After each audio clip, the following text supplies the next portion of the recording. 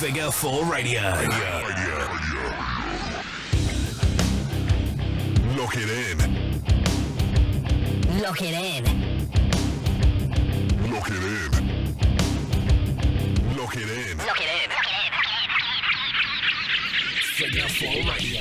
Hello, welcome to Figure 4 Radio. It's the Mastermind Ollie Spring, and today I am joined by a very special guest. This is now a mancast, it's not a podcast.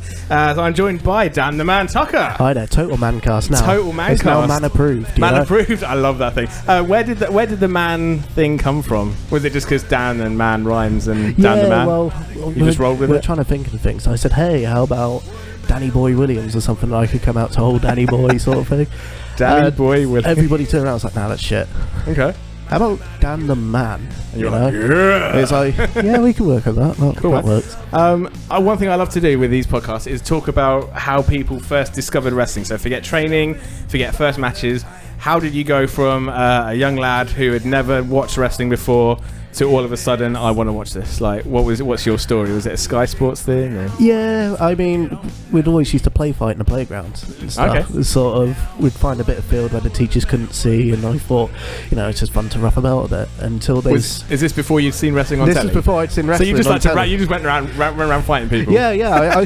I didn't know what they were doing. I thought it was all legit, and they started calling out all these moves and stuff. And I was like, what's this from? And I said, it's wrestling. Oh, okay. Wrestling? How old were you at this point? Like, was it like early school years? Early school years. Wow. It must have been about 8 or I something.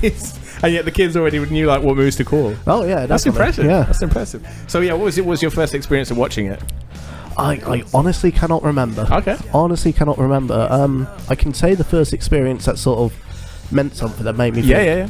Wow, okay. What's your moment? So, WrestleMania 20, Undertaker's return. Okay, yeah. So I do remember watching the build up to that. Which one was 20? Was that the 2-on-1 the match with A-Train and Big Show? Or was that another one? Not sure. Not sure. But I know it ended with Benoit and Eddie hugging. Oh, so that one. Yes. that Yeah. one. Sorry. Yeah. My bad. Very good one. So yeah, I remember watching the build up and thinking, because I thought, he's dead. He's actually dead. And then that happened, and I managed to catch... It was one WrestleMania that was free on TV. Oh, okay. And I don't know why the hell it was and all the others weren't, but I'm not complaining. And I remember just about to go out to school, and it's like, no, I've got to watch the entrance. Yeah. Because he's all about the entrance, isn't he? And the gongs went, the druids came out. I was shaking. I was legit shaking. It was like, okay, this is it, yeah. This is it. And then I came back, watched the match. It was like, yep, I'm in this now. I want to do this. Cool. So Undertaker was the first guy to... Undertaker's the first guy. Yeah. Any other people you kind of put down as influences, like looking back now? It's the normal lot, isn't it? You got The Rock, you got Triple H. Okay. Love Jericho. Okay. Shawn Michaels was one of my favourites as well. So all of that class of wrestler. Awesome.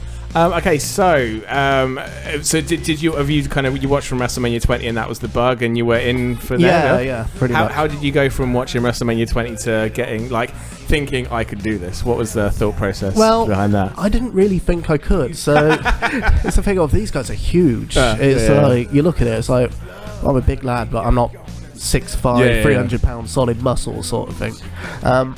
There was actually a show on in Kidlington, ran by a company called Bauer. Okay, is that BOWA? Yeah, that's the one. I think I've heard of them. Yeah, unfortunately not about anymore. I went to go and see it when I was 14, and I was looking at it, and I was thinking, these guys seem like what I could be when I'm older. It was like, I can do this, and it just went from that. And I'd spent years looking for schools and stuff and never find one, which I think pleased my parents quite a bit for them. So, are they not approving, or do they dig it now? At the time, no. Now they think it's fantastic. I guess no parent wants their 14-year-old kid to go off and start. Especially when he tries all the moves on his younger brother. So, we've all been there. Yeah, we've all been there. That's what little brothers are for, right? Yeah, of course. You throw him about, don't you? The amount of furniture I broke as a kid, power slamming my brother through it. It's I frog splashed through my bed once. Yes, that was special. I think I power slammed my brother and snapped his bed frame once. Yep. Trying to explain that one to your mum is it doesn't go down quite well. We have to go and buy new furniture now because you've been breaking it all the time. So which was the school that you started out with? Was it the one near Banbury? Yeah, I started out at a school in Banbury. I was trained by a guy called A.D. Wright. Yeah. love 80 to bits. Him and his wife now, Becca, right? They really took me under their wing, showed me how to network, showed me all the basics, a lot of character work. 80, I'm trying to think, he was Mr. Efficient. He's done a few gimmicks. He's done a few gimmicks. Did you tag with him once as well? I did tag with him once. Was this the DOS Carrots one? It is, but we can't say who he was in that match because, of course, he dons the master. So. Yeah. But, so I remember I called that match not knowing who you were, and then obviously we met you, and then you kind of were talking about the DOS Carrots thing. I was like, holy fuck, because of the big pink wig and the 2 carrots. I think I came and shoved a carrot on your announce table quite as well. Possibly, yeah. And we were like, oh, carrots. Yeah. We thought, So that was it was a while ago now. Yeah. Jeez. About 4 years now. That's about that. Yeah. Okay, so you get training. How long did it kind of take you to get match ready? Do you think? 6 months. Just like that. Just like that. I was way too early into it, and I'll fully admit that it was rotten. Who was your first match? A guy called Kurt Langley was my first match. That name rings a bell as well. What's he going to do? Is he? I don't know. Really. Rings a bell. It rings a bell. Yeah. So you say it was an awful match? Well, I wasn't ready. No. So he was leading me through it. Did you know you weren't ready beforehand? Because I have a lot of these conversations with people, and a lot of these trainees are being put in matches in battle royals, and I'm like, there's no way you're ready yet. And they're like, nah, let's fucking go, let's do it, let's have it. Like, you see, that's the way it should be done, like battle royals and rumbles and stuff. That's great. Gives you a couple of minutes. Gives you your feel and everything. No, but to go into a straight match. So your first ever ring match was a singles match? Singles match in a 20-foot ring. Wow. Yeah. Is that so? Does the size of the ring, does that matter? Hugely. Yeah? I mean, when most wrestling rings around the UK are 16 foot? I have no idea. I've never stepped foot in a ring until potentially today, I think. Oh well, we can do a few things with you. I'm doing a pre-show. I'm not fighting anybody. There's a reason why I'm a commentator in a podcast. Yeah, but the step from 16 foot to 20 foot is quite a difference. Yes, that's 4 foot. Yeah. Yeah. So that was. So is it quite? Because I guess actually, the bigger the ring, the kind of the bigger your stage is. So therefore, the more daunting. Is that it's more the bigger the ring, the more gas you can get, the quicker gas you can get. Yeah, that makes sense. That makes And I'm not in the best of shape, but I'm trying to change that. Cardio is a big thing, I guess. Okay, so did you win or lost? I'm guessing you lost. No, I won that match. Cool. No, so you started that. He was trying to build me as a big heel. I mean, bless him, he was trying to push me as much as possible, and I can't see you as a heel. To be honest. I really appreciate that from him, so that's good. Cool. You can't see me as a heel? Come on, man. You're just a nice guy. Oh. You're the man. Yeah. I am the man. So so I forgot to ask, what year was this? Was the debut? Oh my god, here we go. How far back are we going for this?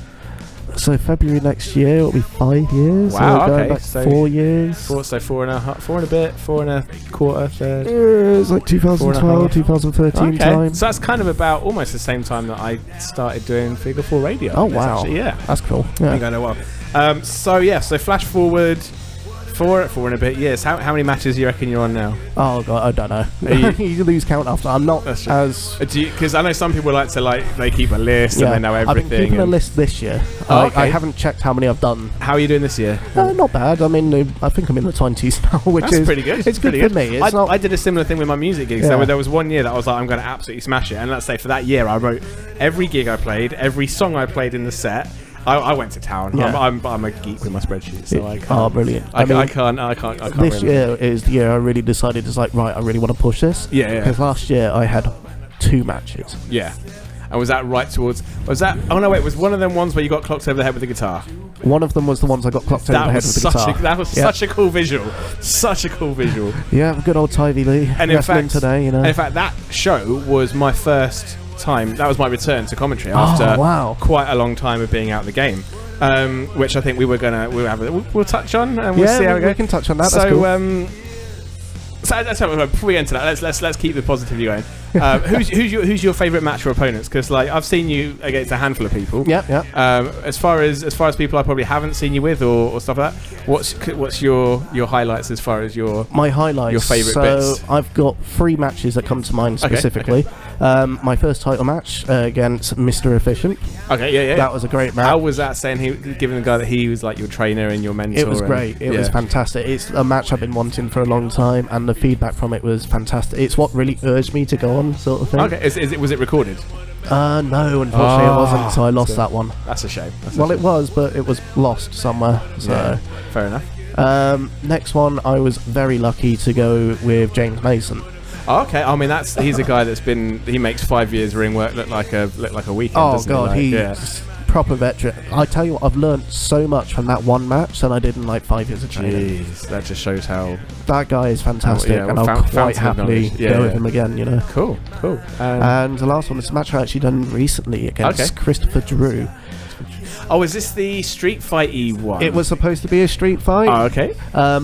That got knocked down a bit because he had to work somewhere else, which is fair enough. Okay. And the guys out there making money. Is this the one money. you cut the promo for? I cut the promo for this one, yeah. We had a little chat about this as well. Your promo voice, I think, this is why I don't think you can be healed, because you're so well spoken. It's like your voice doesn't scream bad. Everybody thinks I'm posh because I'm from Oxford. I'm really not that posh. Well, depending on where I go, people say I sound posh. Other places I go and I think I sound really common. But if you listen closely, you can hear the West Country breakthrough. Yeah. Well, Killer Kai Brand knows all about that, I'm sure. Oh god, yeah. It's good test to see if he's listening to this, I guess.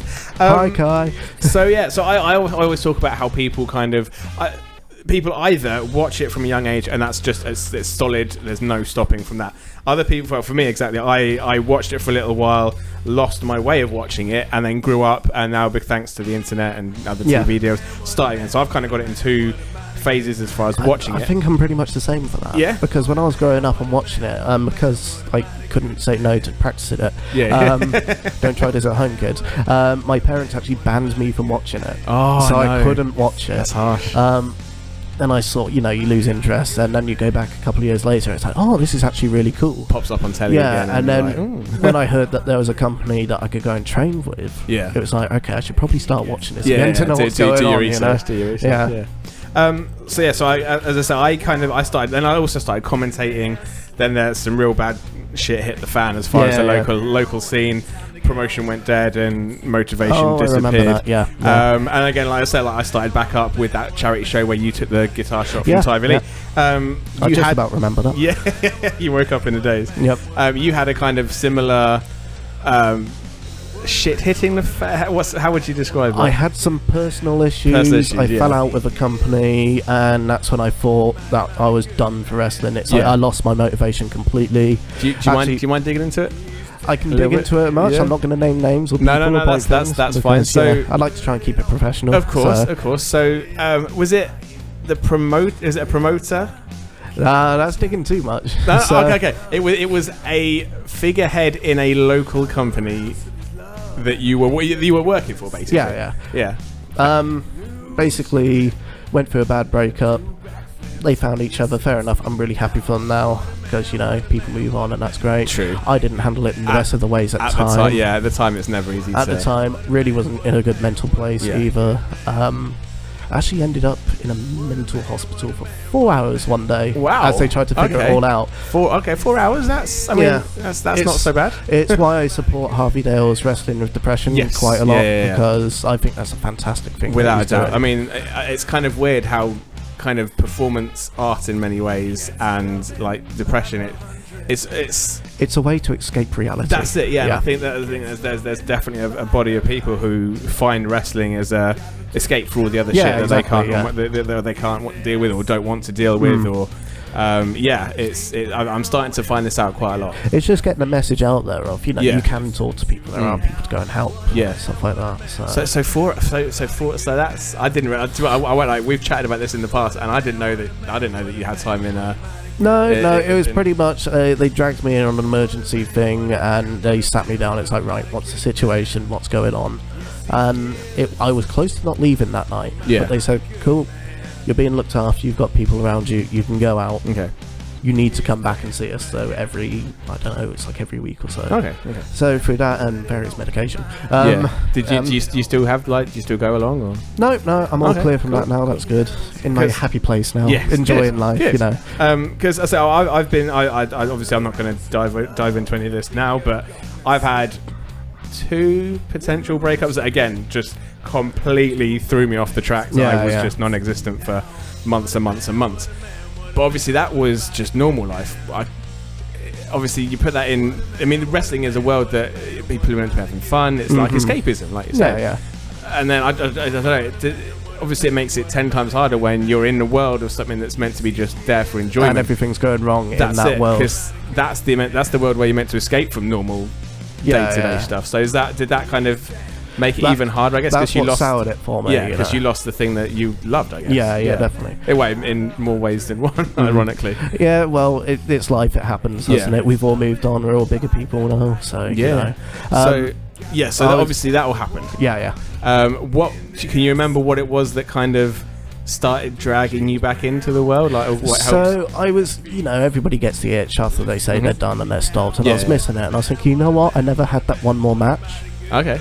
So I messaged Paul McCherry, who was running Apex, is running Apex, because my old tag team partner Jigsaw Joe works for him, and I was like, man, some of my best times were when we were as Mansour. I think you said that was a year-long tag team, wasn't it? I almost couldn't believe that, because I know, because it seemed like I only called two or three matches. No, we had more than that. Was there more outside of the Milton Keynes area? Did you go to other promotions as Mansour? We never went to any other promotion as Mansour. Okay, so I must have called every Mansour match, but it doesn't... Not anymore. Since then, we've done 3 promotions. Oh, okay. Where have you been since then? Well, there was TAW area formed.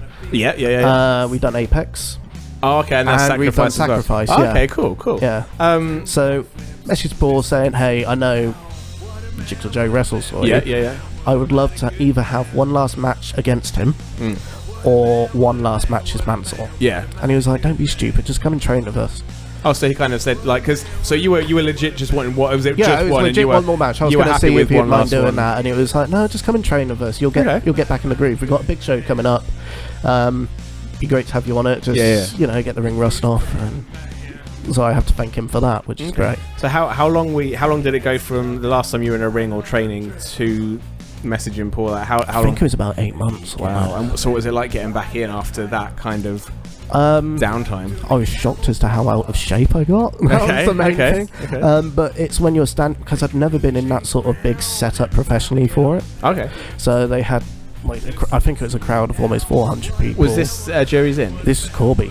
Oh, cool. It was their first Corby show. So they had, the lights and the screen, and my name was up on there, and there were still a few people that knew me, which is nice. Cool. And it was like I was standing there going, "This is right, This is it. This is where you need to be." You kind of made you realise that actually you don't want to be just back for one. No, I want to be back for kind of dive in both feet. And that first match, I went up against some really good guys. So who was that? Was I at this show?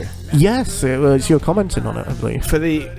Was that the first Corby one? I get the feeling it was the first one. Yeah, I think I get the feeling I missed the first one. This was the same, but either way, yeah. So you were in a 4-way, weren't you? I was with Vinnie Cray. It's a good memory test for us. Vinnie Cray. Go on, let's see if you can do it. Was it Jay Garner? And Paul McSherry? No. Payne. Oh, okay, yeah. Main event or Kaios K. Payne, as he's now known. Yeah, okay. So that was your first match back? That was my first match back. I had no idea. So it was a great match. I remember seeing you and going like, "Fucking hell, it's Dan!" Like, I hadn't seen you in ages. Oh, it was great to be back. It's good to see some holy shit as well. And were you in the Battle Royal as well? I was. It was the Rumble at the end. The Rumble, yeah. Because I think I've edited that match together. So there is footage of that somewhere out there. There is, on Figure 4, youtube.com/F4TV. Nice I believe it's called Corby Rumble. Aptly known. In fact, let me have a little browse down on my phone. Terrible to do this in a podcast. Yeah, there you go. Rumbling Corby. Yep, that's had 136 views in 4 months. Hey, pow! Let's get 137, folks. Go find it.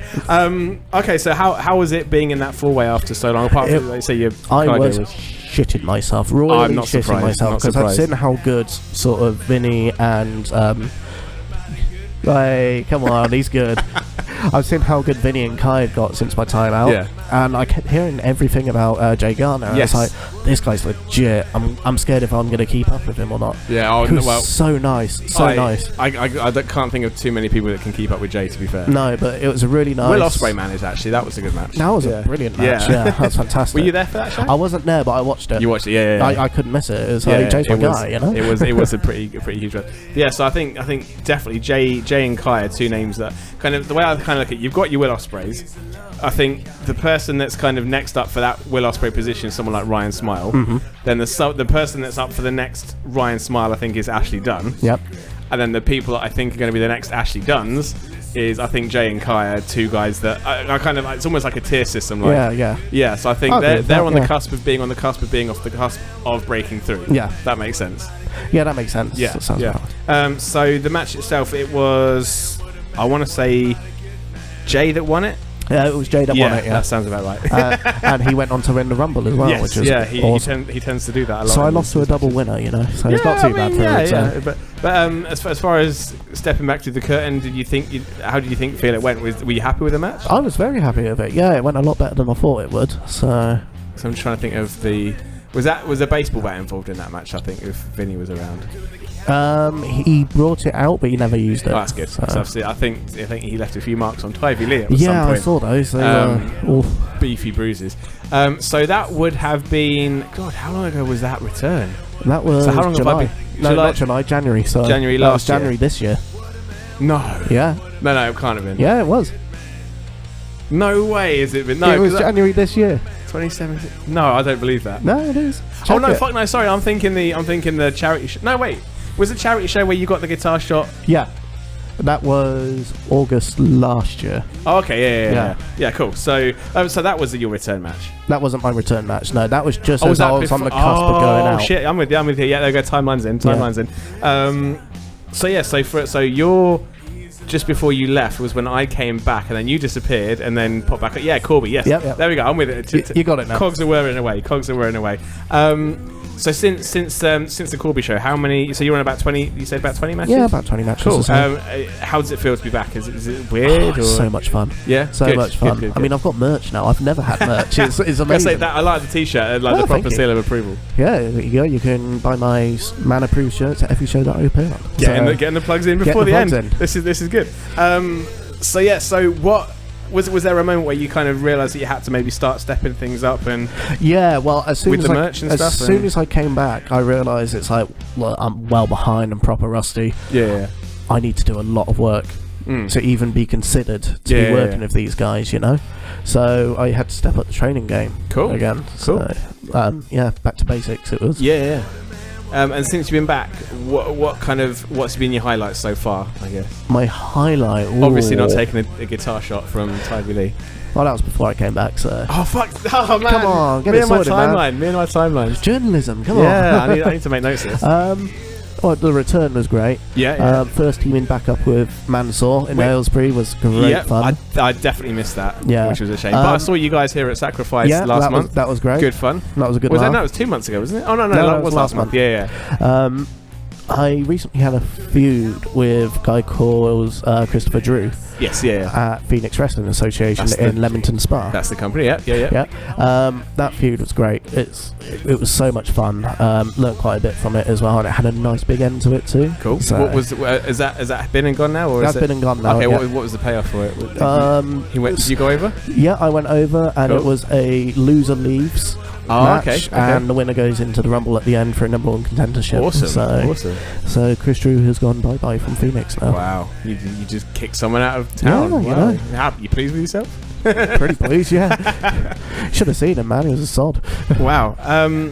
Okay, so I'm right in thinking before you took your break, you were a champion in the I was a champion, yeah. Have you won any gold yet? I haven't, no. Is it kind of... I guess that must have sucked having, leaving... Because was that potentially a high point for you in your career? It was a high point, yeah, because I felt like I accomplished something, and, it was great to have it. Yeah.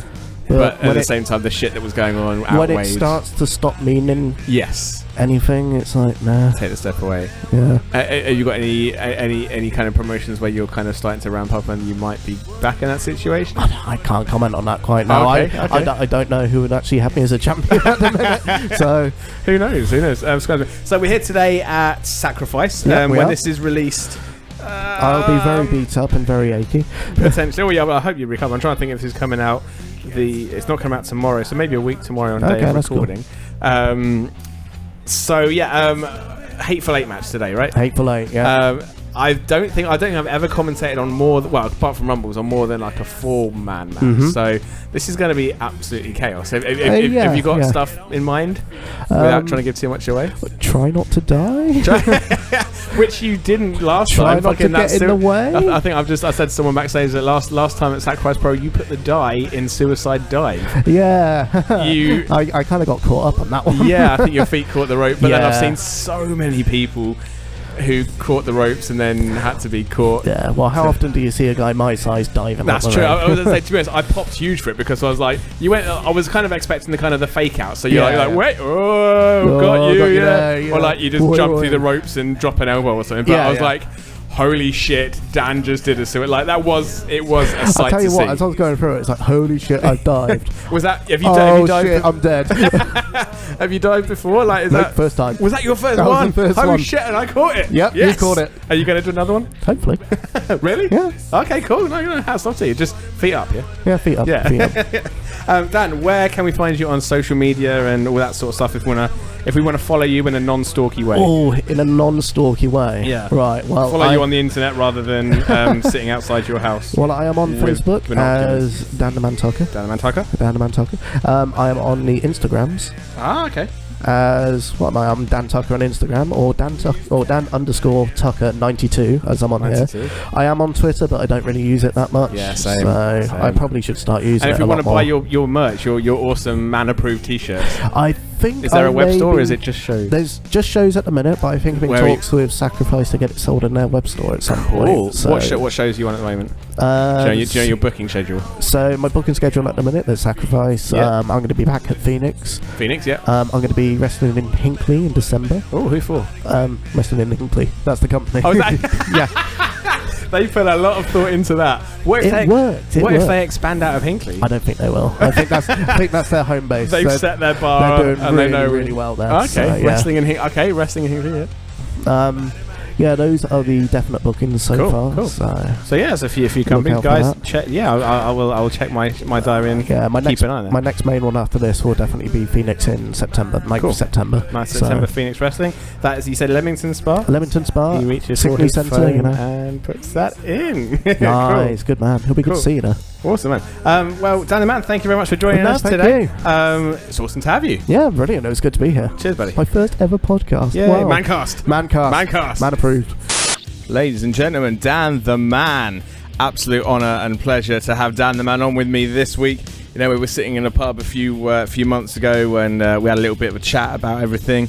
And I said, you know what, man, I need to get you on a podcast because it's a heartbreaking story that also ends in absolute triumph. Dan the Man, it's absolute honour to have him back in the business. I'm glad that everything that went on didn't get in the way of that enjoyment, I guess. So absolute pleasure to have the man back. And folks, if you haven't seen, or if you weren't at Sacrifice Pro and you haven't seen Dan's literal suicide dive through the ropes, go on to Sacrifice Pro on Facebook, find out the on-demand information, go and watch Sacrifice Pro 3 because oh my goodness, I thought he was dead. And then actually again, Sacrifice 4 is coming to YouTube shortly for free. Dan the Man again, part of a Hateful Eight match.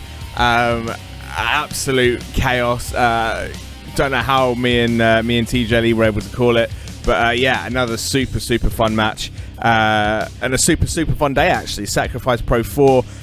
The show was called Shattered Dreams, and folks, I've been doing this for a long time now, and I can easily say, hand on heart, Sacrifice Pro 4 Shattered Dreams was the best card I have ever witnessed, hands down. It was an absolute riot to call. There was a twist at the end that no one saw coming. It was absolute chaos from start to finish, and I loved every minute of it. So go on to Dan the Man's social info, give him a like, give him a follow. Also do the same for us if you don't already. Subscribe to Figure 4 Radio on iTunes, on Stitcher, on Podomatic, TuneIn Radio app, pretty much anywhere you can get your podcast. Go and give us a subscribe. Give us a rate, just give us 5 stars and just click cool or something. It all helps to bump us up those charts. And of course, Figure 4 Radio on Facebook, on Twitter, on Instagram. We are everywhere, so search us out, give us a like, give us a share, give us a subscribe, give us a follow, anything else you do online. And of course, if you're a wrestling promoter or if you're a wrestler, I've actually been doing some freelance work for some wrestlers lately, and you want your matches with commentary, you've got the footage, but you want that extra cherry on top, get in touch because I am starting to get quite busy with this stuff. I'm almost surprised to say so. So at the moment, you can catch me this coming Friday if you're listening to this on release week. Friday, Exposure Entertainment is no longer in Llanelli. Absolutely gutted. that I'll never have to say that again. I don't think I'll ever be able to get it right properly. We are moving to Newport at the Pill Mill for Exposure Entertainment on Friday 29th of July. Been promised some very big things from that show. Cannot wait to return to Wales. And the following day, Saturday, July the 29th, Wrestling League in Harwich. It's being billed as the Wrestling League's biggest show to date. Absolute honour to be asked and invited along for that one. Cannot wait to see what happens. Then the following week, Friday 4th of August, Hope Wrestling in Mansfield, followed by Saturday the 5th of August, DOA in Great Yarmouth. DOA Wrestling jumping on board with the hype. Again, absolute pleasure to be working with DOA guys. Got dates booked all the way up to the end of the year. They're getting their calendar filled. Awesome stuff. Sunday, the 20th of August, Sacrifice Wrestling back in Leighton Buzzard. All the fallout from Sacrifice 4R, that will be available on YouTube, so keep an eye out on Sacrifice Pro's Facebook page. That will be dropping. And then the week after that again, Saturday the 26th of August, DOA in Ipswich, followed by Saturday the 2nd of September, returning to Ipswich this time for Wrestling League. The dates go on and on. By all means, go and check out Sacrifice, the Wrestling League, DOA. Check out our friends Good Wrestling there. Their shows are starting to come back onto the calendar, which is absolutely awesome to see. Folks, the Mastermind is getting out there, so follow along. Book me for your shows if you want me. That is all we have time for this week, though, folks. Got another busy week coming up, with Exposure, with Wrestling League, and I'm also making a trip to the Sacrifice Pro training sessions on this Thursday at Cedars in Leighton Buzzard. Hopefully going to pick up a few podcasts along the way. So next week we're going to have something special as soon as I figure out what it is. For now, I've been the Mastermind Ollie Spring. Huge thanks to Dan the Man Tucker for joining me this week. This podcast is now man approved, and we'll see you next week on Figure 4 Radio. Figure 4 Radio.